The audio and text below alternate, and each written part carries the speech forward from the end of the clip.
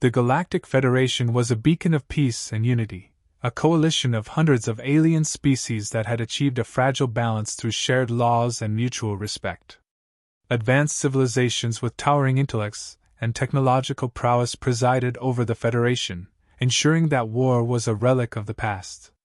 For eons, the galaxy thrived under this order, its members united by an unspoken rule. Might was not the measure of a species' worth, but their ability to coexist peacefully. Into this grand alliance came humanity, a species so unremarkable in appearance and history that many aliens viewed them as little more than a curiosity. The Federation welcomed Earth with polite enthusiasm but no genuine expectation of contribution. Humans were weaker than the Xanthari warriors, slower than the Leveran sprinters, and their technology, while clever, lagged centuries behind galactic standards. Among the Federation's elite, humans were dismissed as harmless, naive children stumbling into a world of titans. The Xanthari, the self-proclaimed arbiters of war in the galaxy, were particularly derisive. Their culture revered strength in combat, and they found humanity laughably lacking in both. To them, Earth's emissaries were amusing anomalies, talkative, optimistic, and utterly unprepared for the complexities of galactic life. They marveled at how humans even survived their chaotic history. But not all humans fit neatly into the Federation's perception.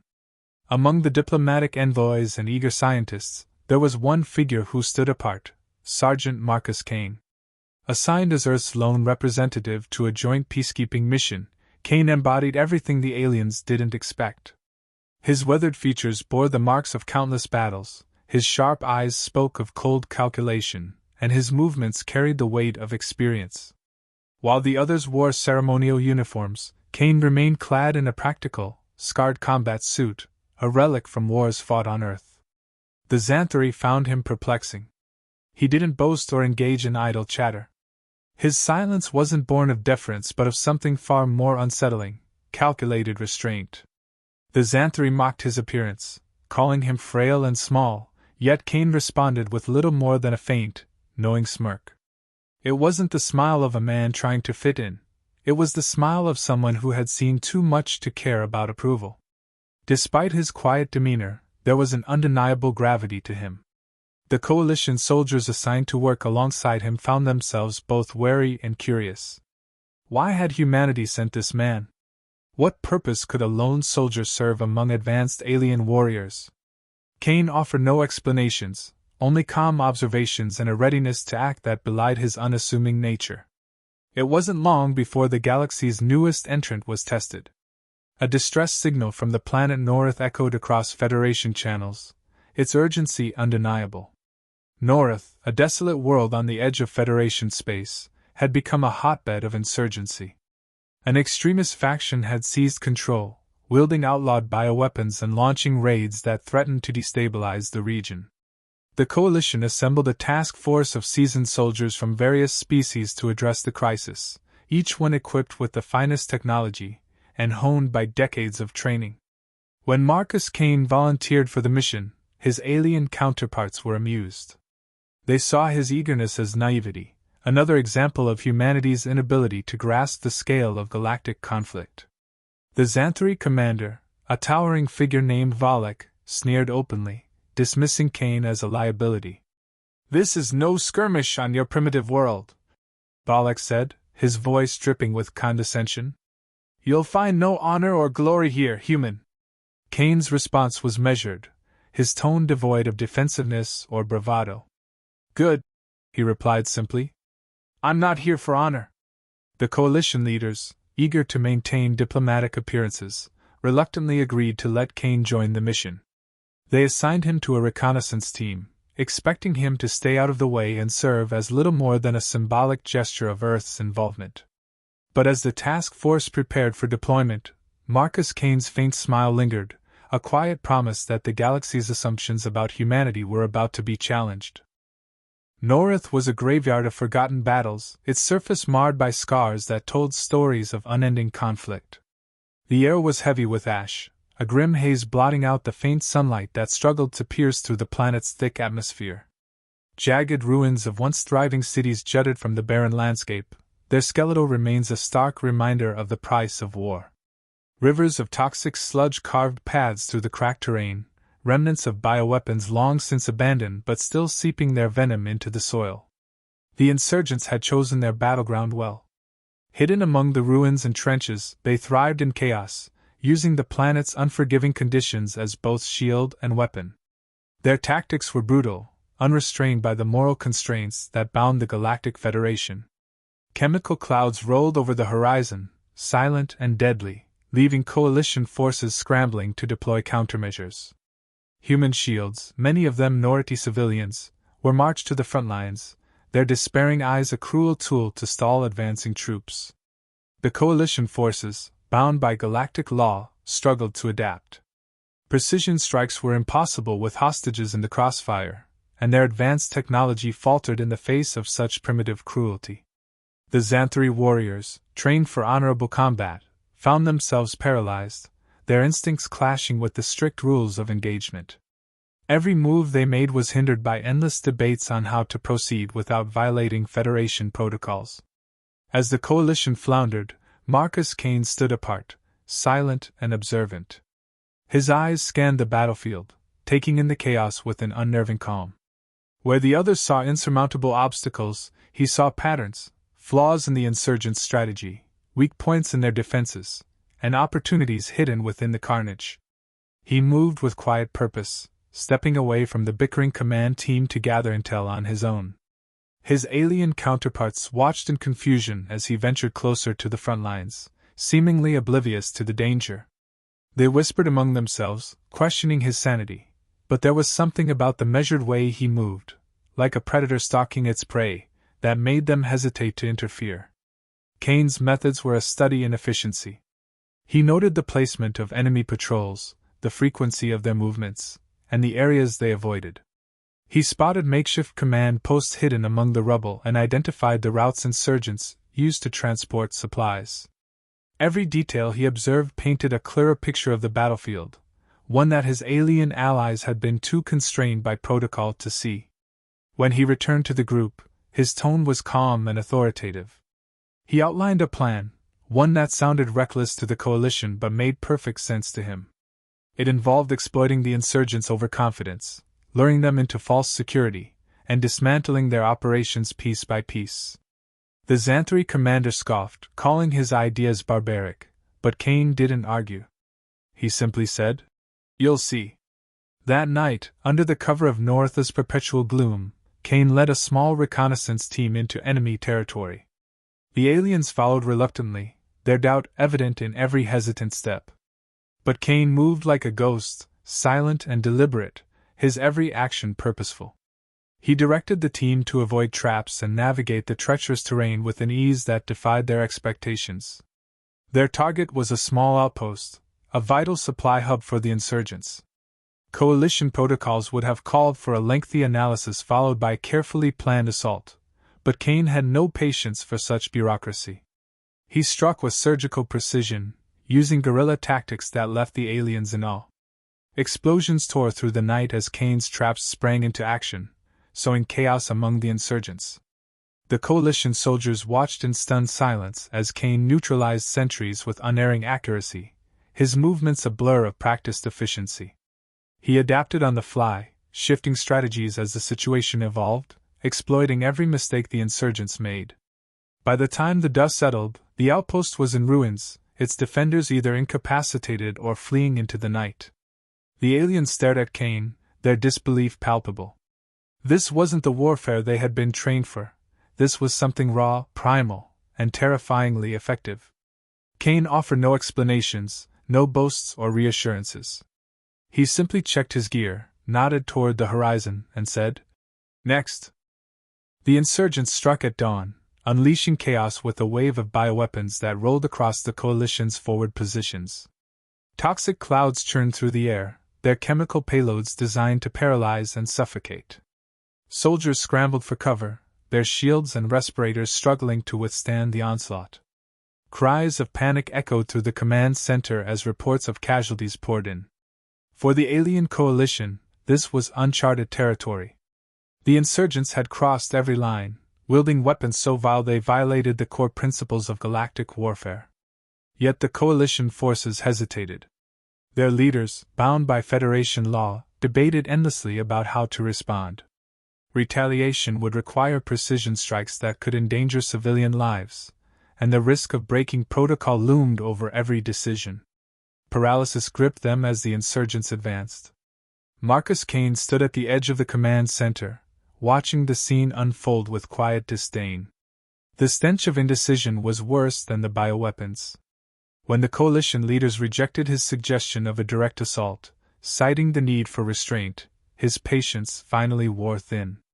"Restraint?" he muttered under his breath, his voice laced with contempt. "You think they'll show restraint when they march over your corpses?" His objections were dismissed, but Marcus didn't wait for permission. As the command center descended into bureaucratic chaos, he slipped away unnoticed, blending into the shadows like a predator stalking its prey. The target was clear, a bioweapons facility deep within insurgent-held territory. Kane moved swiftly, his steps calculated and his resolve unshakable. He didn't bother with diplomacy or elaborate plans. He knew what needed to be done, and he wasn't going to let alien ideals get in the way. Under the cover of darkness, Kane infiltrated the facility, bypassing patrols with a predator's ease. He planted explosives along critical infrastructure, ensuring that when the facility went down, it would be catastrophic. But destruction wasn't enough. Kane understood the power of fear, and he wielded it like a weapon. He left false trails and planted traps that would confuse and terrify the insurgents. Fires erupted in strategic locations, drawing attention away from his true objectives. He hacked into the facility's comms system, broadcasting the sounds of explosions and screams to sow panic among the insurgent ranks. By the time they realized what was happening, it was too late. The facility erupted in a cascade of fire and debris, its bioweapons reduced to ash. Marcus watched from a safe distance, his face impassive as the ground trembled beneath him. This was no clean, surgical operation. It was destruction, pure and unrelenting, executed with precision but devoid of mercy. When Kane returned to the coalition base, the alien soldiers were waiting. The Xanthari commander, Valak, confronted him, his expression a mix of rage and disbelief. "What have you done?" he demanded. "You've violated every principle we stand for." Marcus didn't flinch. "I ended the threat," he replied, his tone cold and matter-of-fact. The alien soldiers stared at him, their faces a mixture of horror and fascination. They couldn't comprehend the methods he had used, baiting insurgents into traps, using their panic against them, and leveraging collateral damage without hesitation. To them, it was unthinkable. To Marcus, it was necessary. Valak's voice rose with indignation. "You call this victory? This barbarism? Do you even understand what you've done?" Marcus met his gaze, his eyes hard and unyielding. "I understand perfectly," he said. "You're fighting a war, but you want it to play out like a game with rules and referees. War doesn't care about your rules. War is chaos. It's about survival. And survival isn't fair." The room fell silent as his words sank in. For all their advanced technology and centuries of experience, the aliens had never encountered anything like this. A soldier who fought not for glory or honor, but to win, no matter the cost. Valak's rage simmered, but he couldn't deny the results. The bioweapons were gone, and the insurgents were in disarray. Yet the cost of victory weighed heavily on the coalition.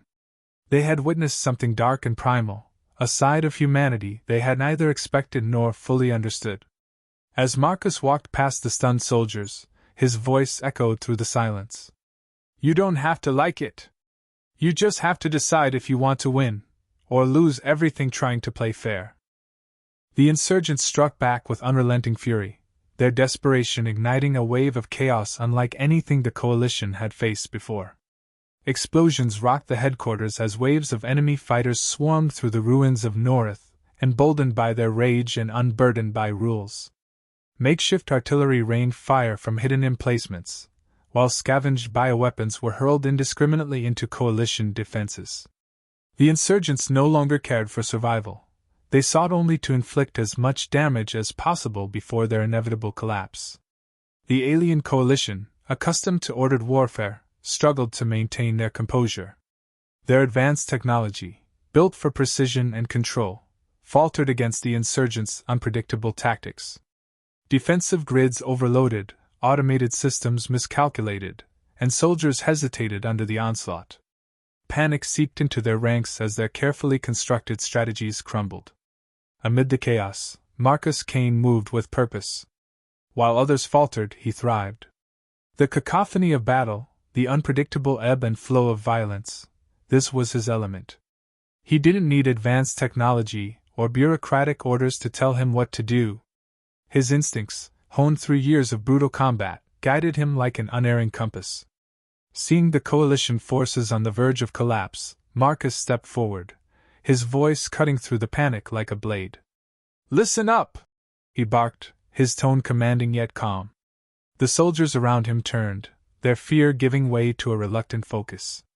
"You want to survive this? You want to win? Then stop thinking like them," Marcus said, gesturing toward the distant command center, where coalition leaders were still locked in futile deliberation. "This isn't a chess match. It's a brawl. And if you want to come out alive, you fight dirty, you fight smart, and you fight to win." His words struck a chord, igniting a spark of determination among the coalition troops. With no time for objections, Marcus began issuing orders. He divided the forces into smaller, agile units, each assigned to exploit the insurgents' overextensions. Instead of holding the line, they would push back with relentless counterattacks, disrupting the enemy's momentum. Marcus taught them to think on the fly, to adapt without waiting for permission. He showed them how to use the environment to their advantage, setting ambushes in the ruins and funneling insurgents into kill zones. He even incorporated the insurgents' own tactics, using feints and diversions to sow confusion. The aliens, initially hesitant, began to follow his lead. The rigid formations of the Xanthari warriors dissolved into flexible strike teams. The Leveran scouts, once limited to reconnaissance, became masters of guerrilla warfare. Under Marcus's guidance, the coalition forces transformed, shedding their dependence on rules and technology to embrace the raw chaos of battle. But the insurgents weren't finished. Their final gambit was a massive siege engine, a crude but devastating weapon designed to obliterate the coalition headquarters in one strike. The coalition forces, even with their newfound resilience, lacked the firepower to stop it from a distance. Marcus didn't hesitate. He volunteered for the mission himself, knowing the risks. Armed with only the essentials, he infiltrated the enemy's ranks, navigating through the heart of the battlefield with the same ruthless efficiency he had displayed before. Every step was calculated, every movement purposeful. Reaching the siege engine, Marcus planted explosive charges on its most vulnerable points. But as he prepared to retreat, a patrol spotted him, forcing him into a brutal close-quarters fight. Bloody but unyielding, he fought his way clear, detonating the charges just as the insurgents regrouped to fire. The explosion ripped through the air, consuming the weapon in a blaze of destruction. Back at the headquarters, the coalition forces watched the fiery aftermath in stunned silence. The siege engine was gone, and with it, the insurgents' last hope of victory. Marcus staggered back to the base, his armor scorched and his movements labored, but his presence radiated an unshakable resolve. The battle was won, though the cost was heavy. Casualties littered the battlefield, a grim reminder of the price of war. But the aliens looked at Marcus with a mixture of awe and unease. They had seen something extraordinary in him, something both inspiring and terrifying. For all their advanced technology and noble ideals, it was humanity's raw determination and unyielding spirit that had turned the tide. Marcus Kane had shown them not just how to win, but what it truly meant to fight. And in doing so, he had left an indelible mark on the galaxy, a reminder that even in the darkest moments, humanity would find a way to endure. The battlefield was eerily silent now, the chaos of war replaced by an oppressive stillness. The acrid smell of burnt metal and scorched earth lingered in the air, mixing with the faint cries of wounded soldiers. The ruins of Norith bore witness to the coalition's hard-fought victory, though the cost was etched into every shattered structure and fallen body. Marcus Kane stood amidst the devastation, battered but unbroken. His armor was scorched and dented, his face streaked with soot and blood, yet his posture remained steady. He surveyed the scene with grim satisfaction, his expression unreadable. Around him, coalition soldiers moved like shadows, collecting their dead and treating the injured. For all the horror they had endured, the insurgents were defeated, their forces shattered and their ambitions crushed. The alien leaders gathered near the remnants of the command center, their faces a mixture of relief and fury. Xanthari Commander Valek was the first to speak, his voice cutting through the silence. "You've crossed every line, Marcus Kane. Violated every law we hold sacred. How do you justify this, carnage?" The other leaders murmured in agreement, their unease palpable. While they couldn't deny the victory, the methods Marcus had employed defied everything they believed in. For them, this was no triumph, it was a stark reminder of humanity's unpredictability. Marcus turned to face them, his gaze steady and unflinching. He removed his battered helmet, revealing a face hardened by countless battles. His voice, low but firm, carried an unshakable conviction. "Justify it?" he began, his tone heavy with fatigue but resolute. "You stand here alive because of the choices I made. Because while you debated laws and ethics, the enemy was closing in. War doesn't care about your principles. It doesn't care about fairness, honor, or rules. It cares about who survives." He took a step closer, his voice rising. "You think I wanted this? You think I enjoy it?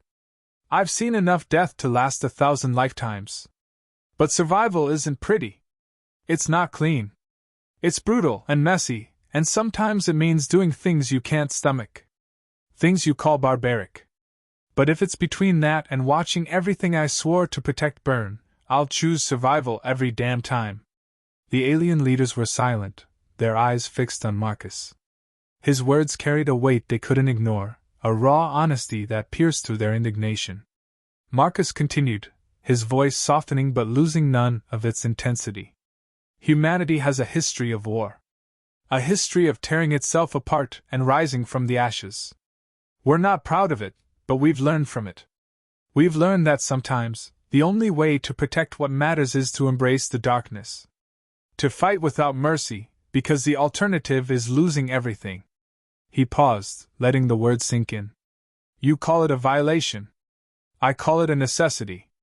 And if you can't see that, maybe it's because you've never had to fight for your very existence." The silence that followed was deafening. The alien leaders exchanged uneasy glances, their earlier outrage tempered by a growing understanding. For all their technological advancements and centuries of experience, they had never faced an enemy as relentless and adaptable as the insurgents. And they had never encountered a soldier like Marcus Kane. Valek, ever the proud Xanthari warrior, finally spoke, his tone begrudging. "Your methods are distasteful. But I can't deny their effectiveness. Without you, we would have lost far more today." Another leader, a Leveran diplomat known for his skepticism of humanity, nodded reluctantly. "You forced us to see war through a lens we've long since abandoned. Perhaps there's value in that, though it unsettles me." The coalition soldiers, once skeptical of Marcus's presence, now looked at him with a mixture of awe and respect. They had seen his determination firsthand, witnessed how his instincts and ingenuity had turned the tide when all seemed lost. For the first time, they began to understand the paradox of humanity, flawed, yes, but also undeniably resilient. Marcus, sensing the shift in their attitudes, gave a slight nod. "I'm not asking you to like it. Hell, I don't like it. But if you're going to survive out here, you need to stop pretending war can be fought with clean hands. Because the enemy? They don't care about your laws. They care about winning. And the moment you forget that, you lose." The alien leaders didn't respond immediately. Instead, they turned their gazes toward the battlefield, their expressions a mixture of contemplation and unease. They couldn't deny the truth in Marcus's words, even if it challenged everything they believed. As the sun began to rise over the desolate horizon, the coalition forces began to regroup. Repairs were made, casualties counted, and plans for evacuation were discussed. The battle was over, but its impact would linger far beyond North. In the quiet moments that followed, a thought lingered in the minds of every alien who had fought beside Marcus Kane. Humanity was unlike any species they had ever encountered. Flawed and brutal, yes, but also fiercely determined and endlessly adaptable. In their darkest moments, humans found strength where others saw only despair. As Marcus walked away from the gathered leaders, his silhouette framed by the rising light, the galaxy was left with a simple truth. Humanity's greatest strength wasn't its technology, its numbers, or even its tactics. It was their refusal to give up, to bow to the impossible. Against all odds, they survived. And when the dust settled, they stood victorious, not because they were perfect, but because they were human.